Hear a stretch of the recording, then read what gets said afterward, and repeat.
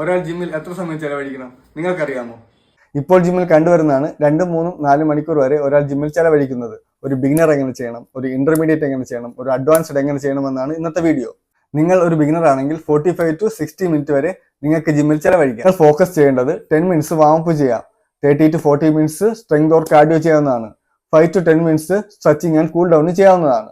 ഇതിന്റെ ഫ്രീക്വൻസി എന്ന് പറയുന്നത് 0 to 3 മന്ത്സ് ആണ്, 3 to 4 ഡേയ്സ് ആണ് പെർ വീക്ക് വരുന്നത്.